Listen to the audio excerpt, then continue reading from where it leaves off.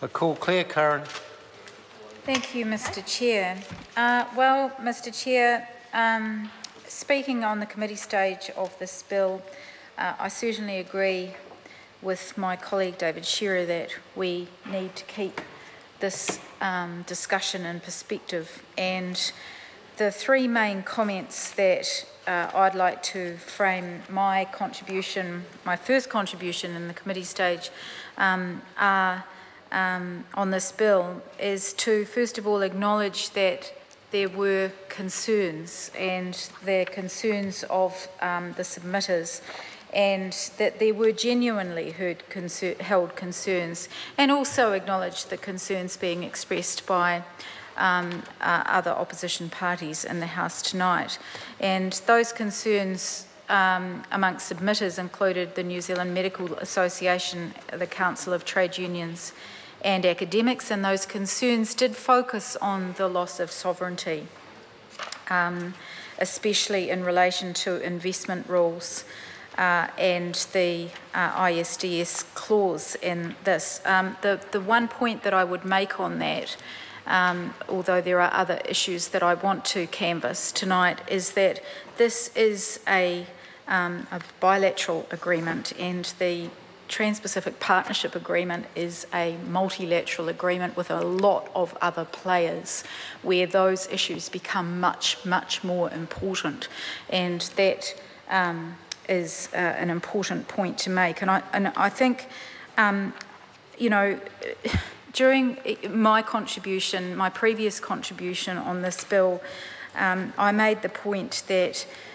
Labor will not blindly support free trade agreements like this government seems to do, but we also won't blindly oppose them. And what this government, what this party and this previous government has done is negotiate good free trade agreements and point out the flaws, if necessary, where we oppose. And I want to reference an article in the Australian Financial Review of last Thursday, which was the day after the new Prime Minister, Australian Prime Minister, appeared on the scene, and our Prime Minister, John Key, was interviewed by the Australian Financial Review, and it was in reference to the Chinese free trade agreement that's been negotiated over there. And Mr. Key waxed lyrical on this and said that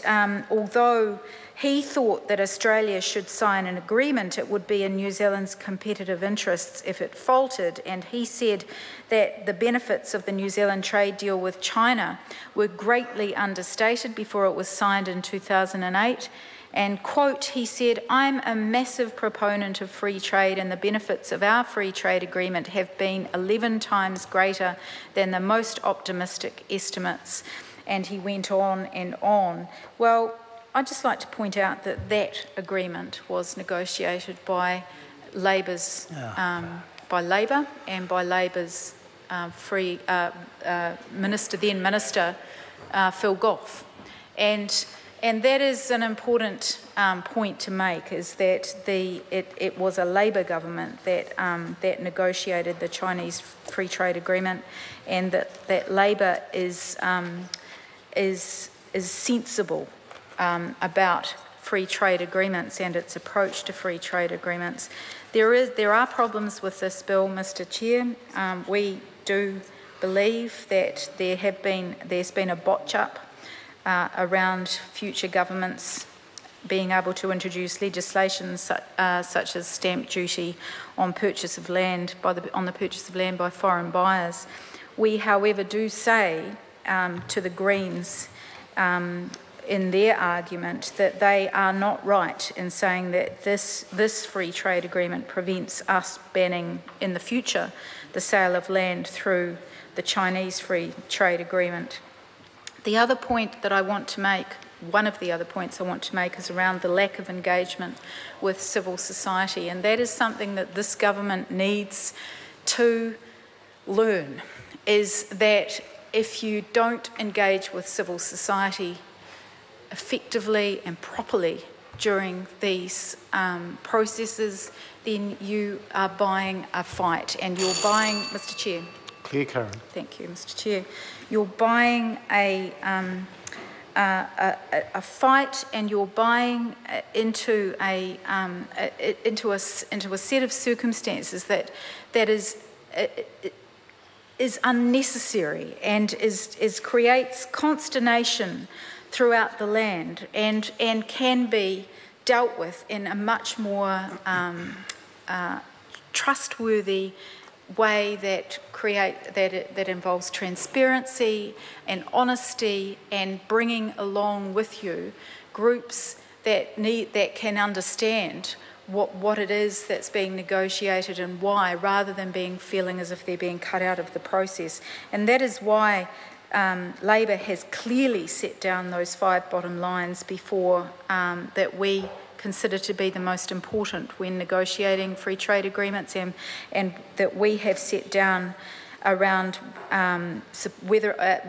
which is contingent on our support for the Trans-Pacific Partnership Agreement, and those are that Farm Act must be protected, that corporations can't successfully sue the government for regulating in the public interest, New Zealand maintains the right to restrict sales of farmland and housing to non-resident foreign buyers, the Treaty of Waitangi must be upheld, and meaningful gains are made for our farmers in tariff reductions and market access.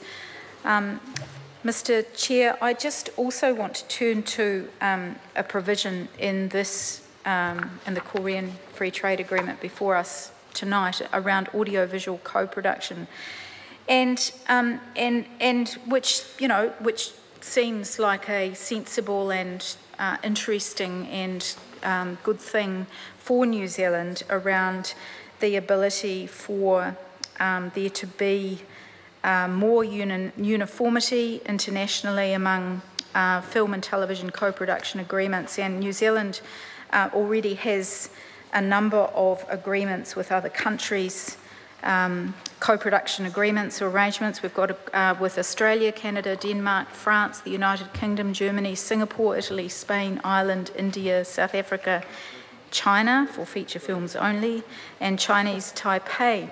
And since 1988, there have been 60 official co-production projects under these agreements. So there is some potential for there to be greater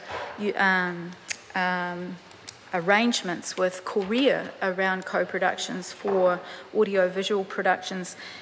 What I want to say is that we've got to be able to look after our own export industries, and we have to be encouraging them in order for there to be trade happening. And one of the concerns that I've got is around the lack of care and knowledge and investment in parts of our ICT industry, and particularly around the video gaming industry, which is one of our most fastest growing parts of our economy. $78.7 million in revenue last year. 83% of that is digital exports, which is incredibly high value jobs, but very little investment inside New Zealand into that industry.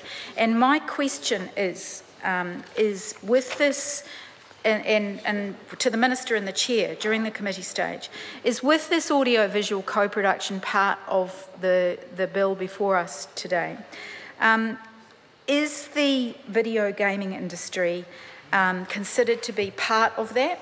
And if so, should they then be eligible for the 20% rebate on visual effects productions completed in New Zealand under the Post-Production Digital and Visual Effects Scheme, which is the PDV scheme, which our movie industry is entitled to seek rebates on. The creative industries, of which video gaming is one, it's one of the fastest growing parts of our economy. Is this considered to be part of this part of the free trade agreement? Are we considering that as being an important part of our economy that we should be encouraging co-productions on? If not, why are they not why are we not encouraging more growth behind our own borders? Why are we not giving that part of our economy a rebate, access to a rebate? And I'd like to hear from the Minister on that. Jenny Salisa. Mr.